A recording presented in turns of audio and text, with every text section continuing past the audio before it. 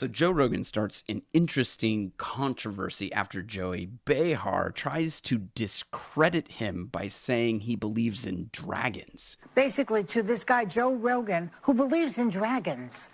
I checked it. He believes in dragons? He believes in dragons. Did you triple force that? Yes, I did. And he also thinks that dragons, like dinosaur-y type of animals, roamed the earth when people did.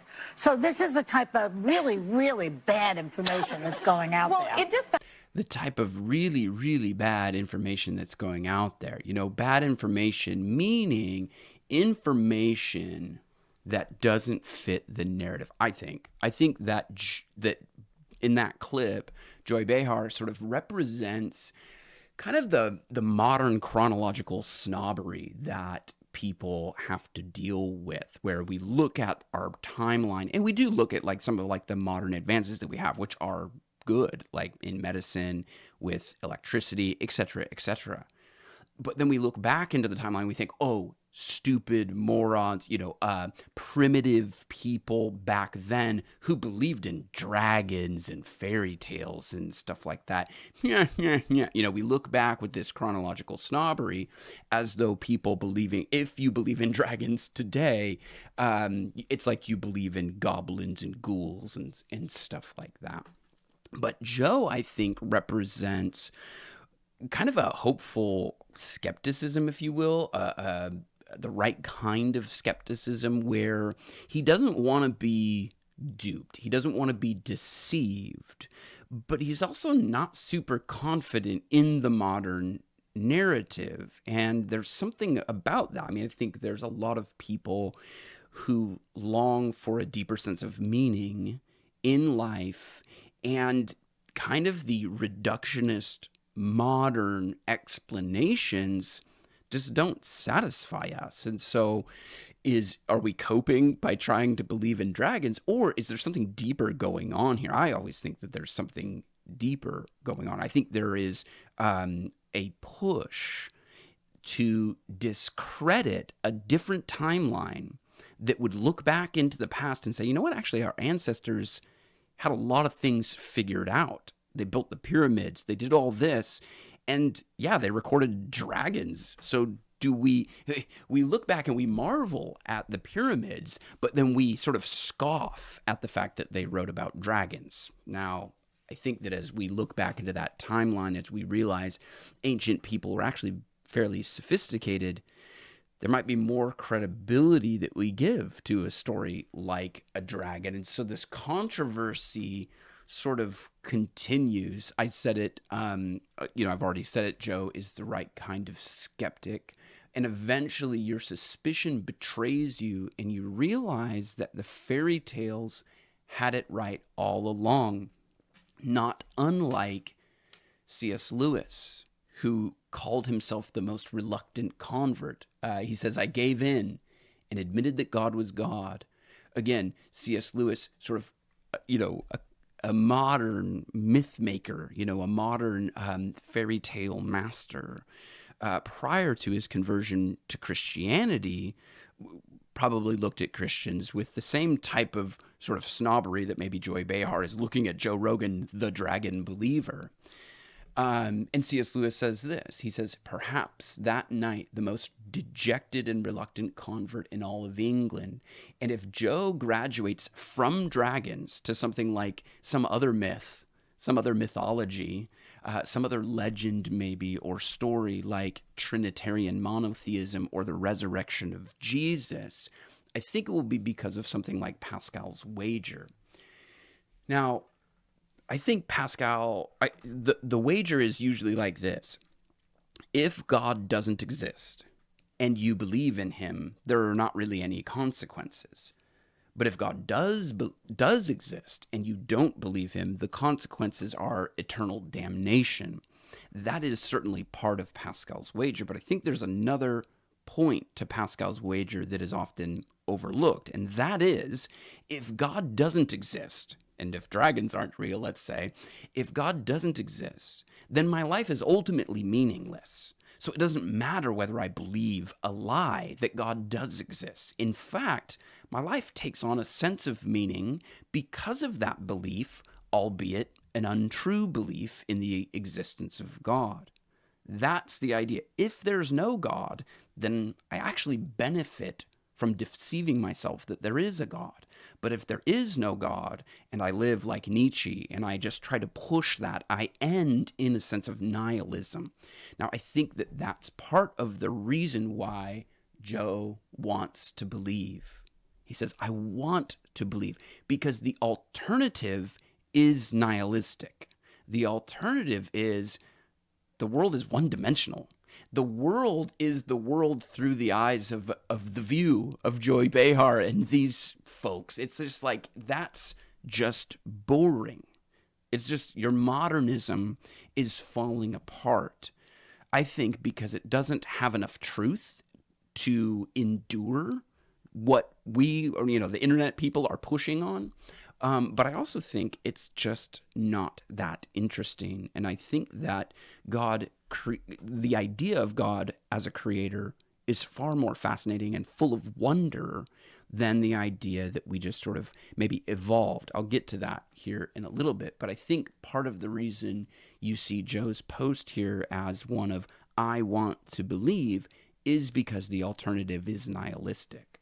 So where does this go? Where does dragon believing lead you? Does it lead you off the cliff into deception and into woo-woo and into fairy tales of goblins and ghouls? Or does it just leave you to challenge what might be the modern accepted timeline? Here's a clip from Forrest Galante. Is that Galante? Is that how you say his name? And Joe Rogan talking about this. This was 4 years ago that they had this conversation. So you like these kind of far out there ideas. How do you like this idea? There's a group of people that say that dragons were real, and I'll explain. Ooh. So around the same time period, so to speak, and I'm not one of these people, so I'm probably going to get the details wrong like a little Matthew bit. McConaughey movie right Yeah, now. seriously. But so around the same time period in China, South America, Africa, all these different Rome, all these places, images depicted people fighting dragons, right? And every dragon was slightly different, but it was all a giant, scaly animal that could fly. Okay. The universal nature of this, I think, is really important. Again, if we look back into history and we think all of the ancient people were stupid and primitive and they made up this idea of dragons, then you can kind of write this off. But even then, the fact that it's nearly universal is strong evidence that there's something dragon-like in our past. Now, if you do break up that timeline and you look back and you go, ancient people actually were maybe highly advanced, not with space lasers, but they understood the world, they understood things, so they weren't really prone to just fantasy and just making crap up. They probably were recording faithfully what they had experienced. Now the fact that it's universal and those people were not just primitive is even stronger evidence that we're looking at something that we should take a closer look at the very least. So when you break that down, you think about the fact that large birds had a hard time being fossilized because their bones are so porous, right? So because they have like hollowish bones, they break down very easily and they don't fossilize. The group that says this, basically they're saying the evidence is the reason there's no fossils of dragons is because they had bird bones and they were actually very delicate animals.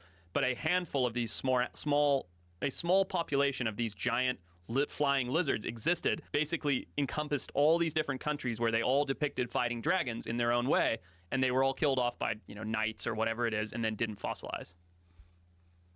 What? So it's like the science is saying that if there were lizards big enough to fly around and eat people, they didn't have bones that could fossilize. Well, and not only is it possible that we don't have them in the fossil record because they had light bones, but also it's hard to make a fossil. That's one thing that I don't hear enough in this conversation. It's not like fossils happen automatically when things die.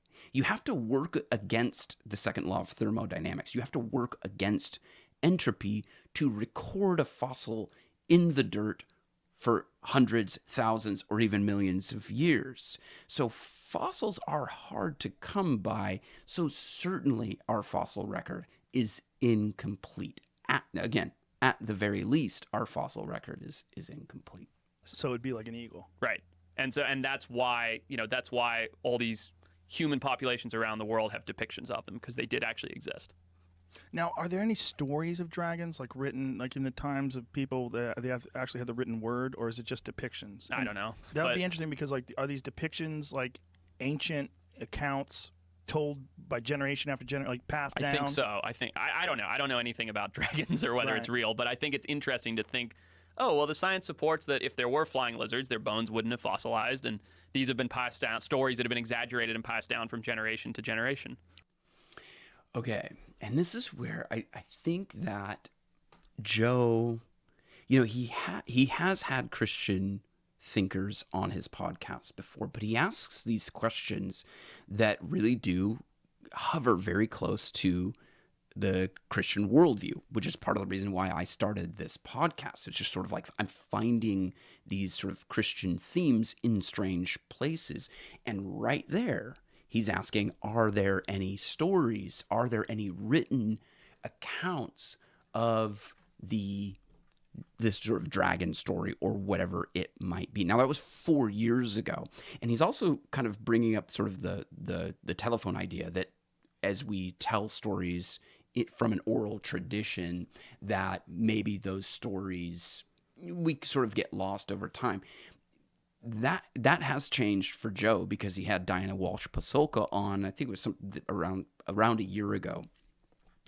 And she gave a lot of sort of like gentle pushback to that idea that actually one of the really accurate ways that we can record history is by telling stories and handing those stories down within a community of people. Now, again, as a Christian, I find that fascinating, because essentially that's what the Bible is. The Bible is it emerged out of a community of people. Now, I think it's divinely inspired, divinely revealed. I think God's providential hand is in the writing of these scriptures. So we go back to, that was 4 years ago. This is Joe's, controversial sort of, tweet battle over the weekend. We see Joe Rogan reposting a tweet response that he got that is essentially the Bible. It's Job 41.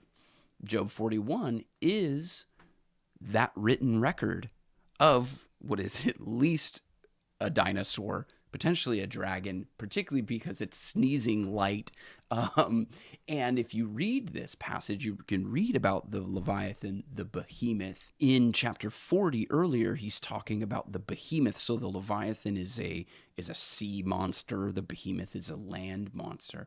And when you read the description of it, he eats grass like an ox. Behold, his strength in his loins. His power is in the muscles of his belly. He bends his tail like a cedar. Okay, now, are we talking about a sapling? I don't think so. I think the reason that this is recorded is this creature had a tail like a tree, like a full-sized tree. So the river rushes towards his mouth. He doesn't care, like he's so big. And so God's point is an interesting one. Now, it's a little bit of a side note to this podcast, but our idea of God is small. Our idea of God is small, and when we look at creation, when we look at the things that have been made, we can then gain an understanding, or a better understanding, of God's majesty and his infinite nature by looking at some of these gigantic things. Now, I do think that there is a push to change the narrative so that we no longer have a correct view of God. I really do think that's one of the sub-themes to this whole conversation, but we're going to have to do that with the Jimmy Corsetti video. I don't know that I have the time to do it right now, but I will, once I make that, I will direct you to that if you're following me on X or wherever.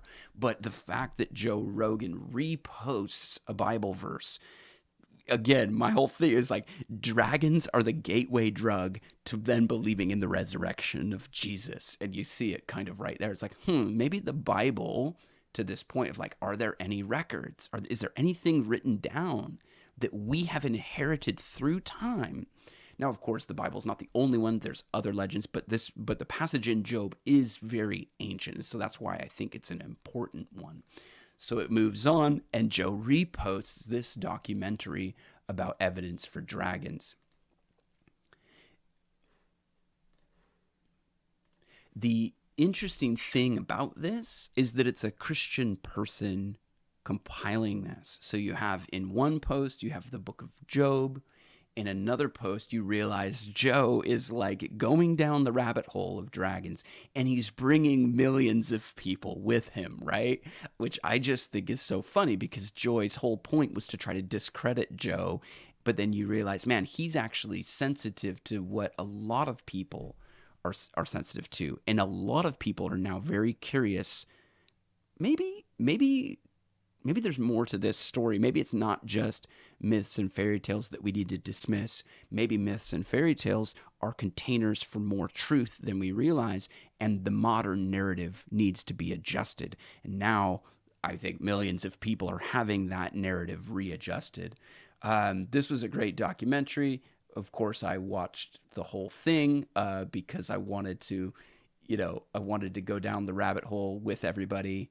I think it's fascinating stuff. I will leave a link to it in the description of this. I may even play a clip here. Both dragons of the sea, Psalm 74:13, and field, Isaiah 43:20, are mentioned. The Bible even alludes to the vocalization of the dragon. In Micah 1:8, I will make a wailing like the dragons. The fact that dragons were powerful, frightening creatures is demonstrated by the book of Revelation likening Satan himself to a great red dragon. Revelation 12:9. He did a really good job of pointing to the fact that the Bible does really record some of this stuff without being like overtly some sort of like Christian young earth creationist weirdo. Not that all young earth creationists are weirdos. Sorry guys. I'm just not quite there. I'm not as young. Like I'm pretty young, but I'm not as young as some people try to push it. I just can't. I don't know that I can go there yet. Convince me and I'll walk with you. I'm not opposed to the conversation, but for the point of this podcast, we just have to look at the fact that, Joe wants to believe. He reposts a Bible passage. Now he's watching a documentary on dragons. This video currently has 160,000 views. I think when I saw it, it maybe had, I'm going to give him credit and say there was several thousand views on this, maybe even over 10,000 views on this. It's from 2 years ago. He's got a good Archives of Creation shout out. He's got a good channel. So check it out if you want to. And so there you go. I mean, the point of that is now almost 200,000 people, let's say 150,000 people now go with Joe Rogan down this rabbit hole where they're watching this video, giving you an explanation of ancient history from a biblical cosmology, a biblical worldview that says, hey, maybe there were dragons. Like, I'm not ruling that out. Why would I? I don't need to. Why? Because I have a God who created stars by speaking the words out of his mouth. Like, that's the point about Job. God is fierce, and we cannot stand before him. He is so great and full of glory. And one of the problems, again, going back to the theme of nihilism that is kind of maybe a backdrop here, is that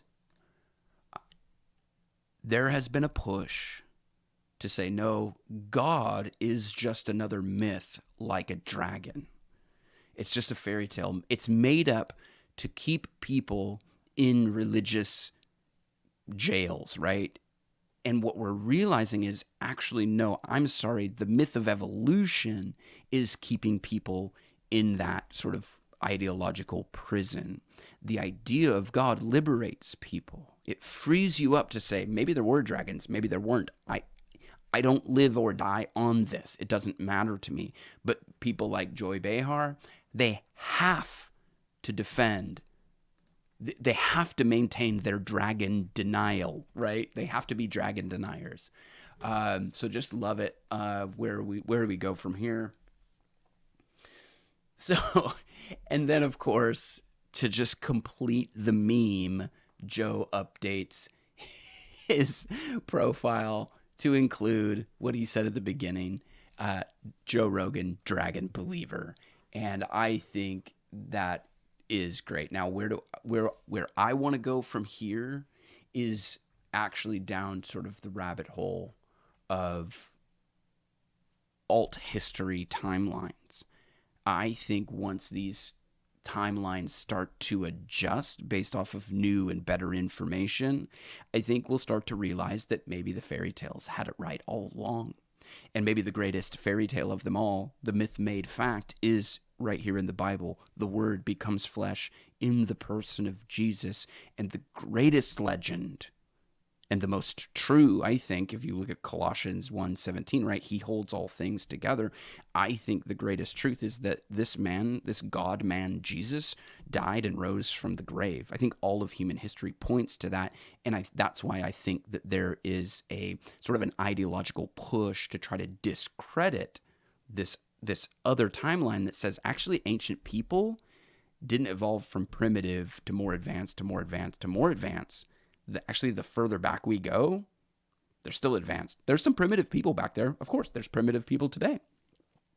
But there's really highly advanced people. How do you explain that? Well, I'm sorry, but I think evolution can't explain it because it relies on a slow, steady process that cannot be disrupted by cataclysm. And that's where Graham Hancock and all these other people get a lot of flack. Because once you start to realize, oh, there was floods, there was disruption, it's not this slow, steady process. It's a chaotic process that has been continually disrupted. So evolution could not have taken place. I think that's part of it.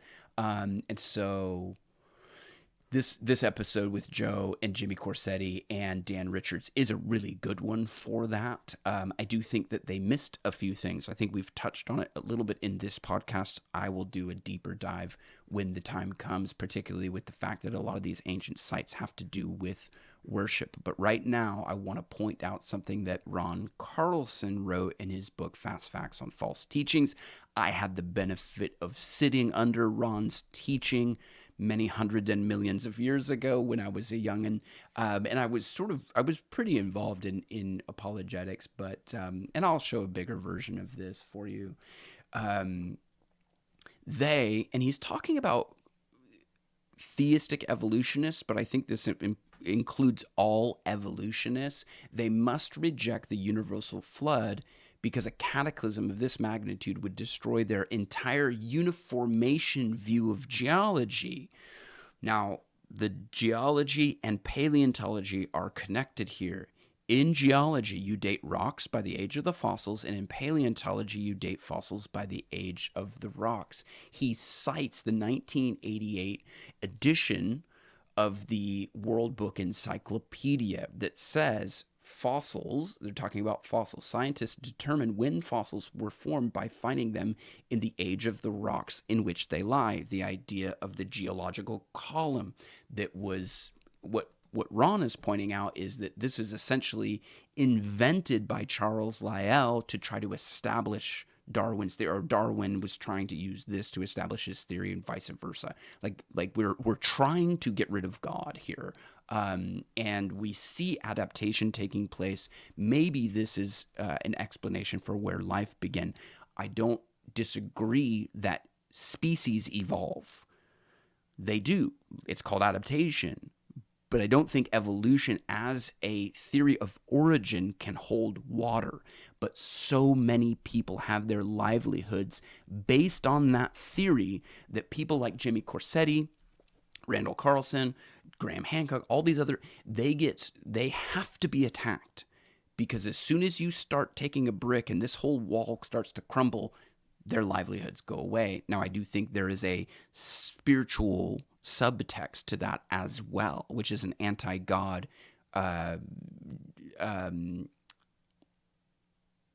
rebellious type of Luciferian ideology there.